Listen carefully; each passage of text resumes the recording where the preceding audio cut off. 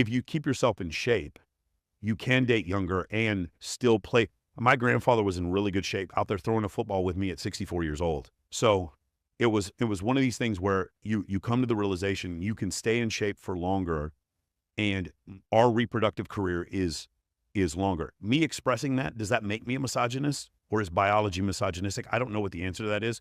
What I know is that it's a truth that you can deal with or not. But Dr. Buss, in his book, at the end, he's like, it's better to know the truth. It's better to know the truth. And the reality of the situation is, the truth is, for instance, social media has made it to where a small group of men have a ton of access to women. And there's a group of men, we'll say somewhere between 20 and 30% of men at the bottom, who are having no access to women, or in short-term context, having no access to women at all. You said when I went on your podcast, you told me that like something like crazy, like 33% of men in the U.S. don't have sex in an entire year. Yeah, so it's a third of men under 24 have no sex within an entire year, and 20-something, I want to say 26% of men under the age of 30 are virgins. Something like some crazy number like that. It's really 23% of men below the age of 30 are virgins. Was it 26 or 23? I forgot. But to be fair, we're talking about, the number is astronomically high when you're 19. I was a virgin at 19. And then when you turn 29, the number's like 4% of men. 29, 30 years old, it's like 4 or 3% of men are virgins. So it actually drops precipitously. And this but is in not your because their standards are too high. It's because they just don't have options. Yeah, well, about a third of men, and again, this is Mack and Murphy who says this, about a third of men do not get to participate in short-term dating. They do not get to participate in the right swipe hookup culture. They just don't, they have no place in it. And it's because of women's preferences that they don't get to do that. Women are picky. And that's the reason why. The problem is, because we've gotten into a global marketplace, what's happened is those men actually would have had a shot if all they were doing was picking from women in Wichita. Because the women in Wichita would be like, okay, this guy is like a 5. But because she has to pick from every man on Instagram, this man is now a 2. And that's, people don't grasp that concept. It's like, women in a short-term dating context push men to the left. Meaning, if we were to stratify men, again, I'm using a scientific stratification. If I were to take the dating profiles of 1 million men, this man would fit in the 80th percentile. So he would be an 8. Have you ever heard women say Ryan Gosling is mid? Have you ever seen this? Yeah, all the time. So the problem is, if I were to take 1 million dating profiles, just profiles of men, whatever, they don't have to be dating profiles, and I were to stratify where Ryan Gosling fits, he's going to fit in the top 1%. So Ryan Gosling objectively is a 9.9. Yeah. But these women are calling him mid because it gives them a little pang of like dopamine by calling a successful actor mid. I thought you said mid. Mid. Because I hear girls say all the time, like, this guy's like, this guy's mid. I never heard that one before. Yeah, mid. It's like they say Ryan Gosling is mid. He's like a mid-tier Like he's man. just like middle. Utterly absurd. Okay. Ryan Gosling is like. Then show me who you're dating then. Yeah, for sure. And then you show them who they're dating, Yeah. and the guy's like less attractive. But the problem is, I'm not saying I'm not attracted to men, so I don't know. But what I do know is, if I were to stratify Ryan Gosling's physical appearance against a million other men, he would be in the top 1/10 of 1%. And so he's not mid. So, but what happens? Why are women doing this? And the reason why is because they push men to the left. A man who's an 8, they call him a 5. And a man who's a 7, they say he's a 4 or a 3. And a man who's a 9, they call him a 7. And there's only like a couple of guys who are 10s. Like, you have to be Chris Hemsworth or Jason Momoa to be a 10. And anything short of that, you're not a 10. Why do you think that is, where they'll discount them by 3 points? Because they have too many options. It's easier to sell a guy a car if you show him 3 options. If you show a guy the entire car lot, he like doesn't know who to pick. Yeah, a confused mind doesn't act. Correct. And this is one thing Steve Jobs did with Apple. They had so many different products, and they narrowed it down to like 3 MacBooks, 3 iPods, and 3 iPhones. They narrowed your choices down. And when they did that, it was easier to make a decision. These women, they're according to Dunbar's number, he's just an anthropologist named Dunbar, humans grew up in societies of about 150 people. In that 150-person society, you as a child going through, let's say, adolescence or puberty, there's only like 8 or 10 women that you're going to possibly be able to choose from that are in your age group. 8 or 10 women, those women have to choose amongst those 8 or 10 men. Meaning if you're an average-looking guy, you got a good shot. But once we get into a global dating marketplace, which is what we see today, right? All of you are compared to these AI-generated guys, like guys who are taking heavy amounts of fucking steroids, covered in tattoos, and like you're comparing yourself to them, or women are comparing you to those men. Yeah. And so everything's falls short. Here's the other thing. Like, imagine a king, like, let's say Muhammad the Bloodthirsty. He was this guy. He had 800 children. I believe he was from Morocco. I could be wrong about this. The man had 800 children. The images of sexuality that he saw having a harem of women are very, very high for the time period that he lived in. Okay. But a man who lived in, like, say, Des Moines, Iowa in the 1850s, his standards for sexuality are just like the few women that are in his village. You with me so far? Yep. So now I want you to consider that. So his stimulus, the Des Moines guy, his stimulus is lower, whereas Muhammad the Bloodthirsty, his stimulus is very high. But let's just say I'm a guy who's I'm a 15-year-old kid who's on Instagram, and you're Dan Bilzerian. The images that we see on Instagram are the same. The same.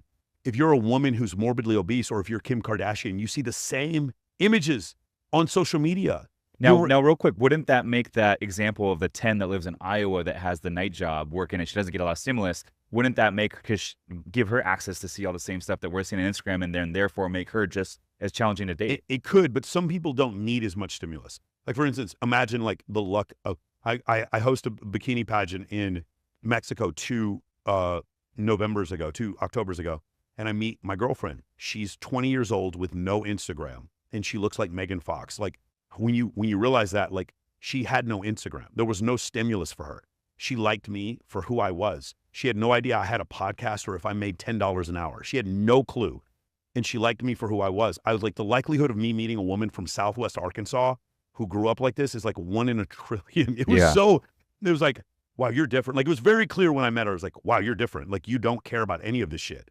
It was just so different seeing that. So for a guy listening to this right now, and they're like, I don't want to meet the girl that's a 6 that's getting flown out to Dubai and Cabo San Lucas and Vegas every single weekend and is very challenging to date and is more likely to cheat. But I want to go find that girl that maybe your girlfriend or someone that lives in Iowa that's a 10 that just doesn't have a lot of stimulus. How does a guy go about finding a girl like that? It goes back to the very beginning when we talked about Nova and we talked about the bikini competition. You have events, you host events, and you help with events.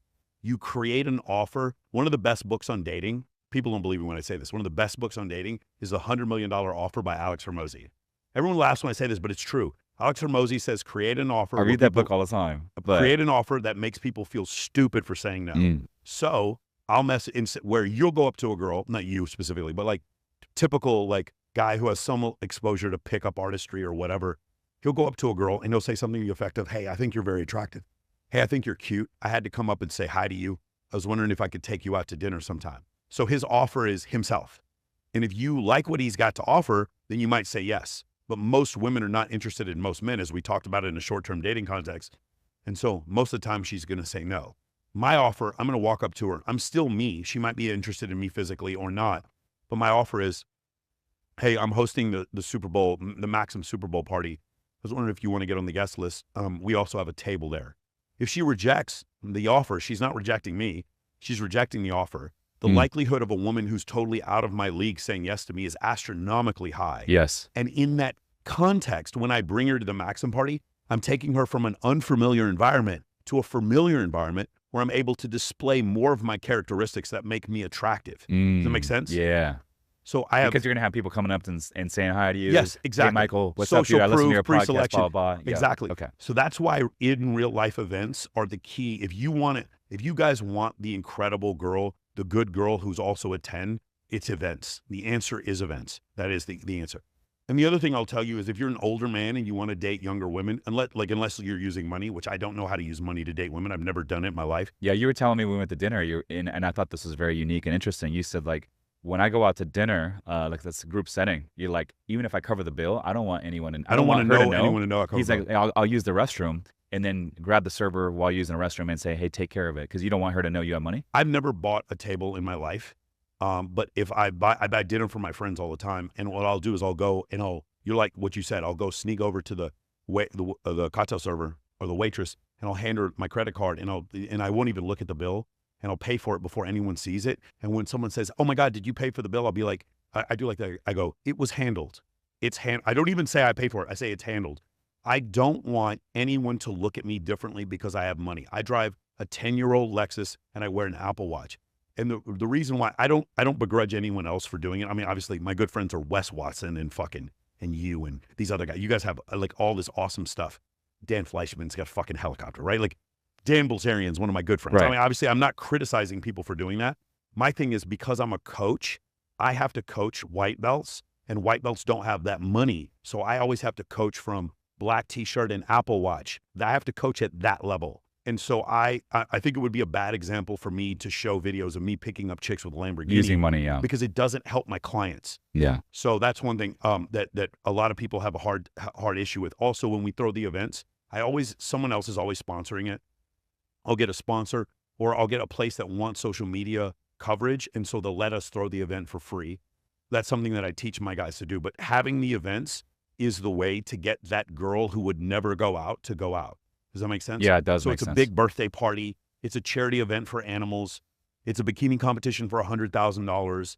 It's some huge industry event in your city. In Dallas, it would be like the Margarita Ball or the Dragon Ball. In Vegas, it would be like the Summer Jam or Rufus du Sol, the Spring Jam at Omnia, or Rufus du Sol at XS. Like there's these things where everyone comes out for them. EDC, everyone comes out. You create those events in your city. And if your city doesn't have a scene, you create a scene.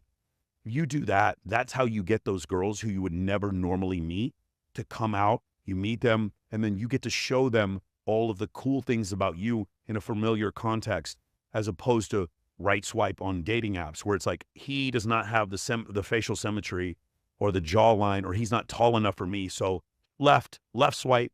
Whereas she meets you in person, you're like, man, this dude is fucking funny as shit. Damn, did you see that girl staring at him? And all of a sudden now she has attraction pangs for you when normally she would not have those things, because you came up to her in a mall and said, hey, I'd like to take you to dinner. When you go direct like that, you've got one shot, and it does shorten the seduction process, but your hit rate, your shooting percentage goes way down. Whereas if you do what I do, my shooting percentage to get girls to come to my events is outrageously high, depending on the event.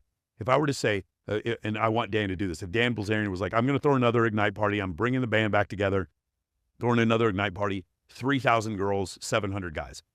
We're going to have it, and we're going to have all these huge DJs. If I were to invite girls to that, 80% of girls are going to say yes to me. 80%. And all of them show up. Yeah, you're providing value too. But depending on which offer it is. Mm-hmm. So for me, I like Maxim Party, Teatro Party, Babes in Toyland, bikini competition, charity event, theme party, birthday party, stuff like that. Those are the events I throw. Or just getting your friends together to play Uno, drink tequila, play with kittens. Have you ever been to Crumbs and Whiskers? I know. You guys could check out. It's in Vegas? A place in Wilshire. I think it's on Wilshire. It's in LA. It's called Crumbs and Whiskers. You drink coffee and they bring kittens out. It's incredible. It's the best date locations I've ever seen in my life. I would do things like that. So it'd be like neon bowling, different stuff like that. I would take groups of people out, and that's how you get the girl who's a 10, who's low stimulus, to come out, and you meet her in person, and you get to display all your positive qualities. And I can contest all this. I mean, I'm doing a lot of this stuff, not for the dating, but for the business and entrepreneur stuff. So we're hosting, meetups. Been hosting a monthly meetup here in San Diego for like 5 years now. And then we got our yacht meetups, and I always do like afters and like some pre-games at my place. And so we're doing all this stuff. And I noticed there's a lot of carryover between the business, even though that's the main reason I'm doing it, to like dating as well. And so I can attest that this strategy definitely works. But I will say one thing that also works is like, when I meet girls at the gym or wherever I'm out and about, I typically just have a quick casual conversation and say, hey, are you on social by chance? We should connect sometime. Every girl will give you their Instagram. Then you can connect. And then now you're not putting them on the spot, and they have a chance to kind of like get a feel for who you are as a guy.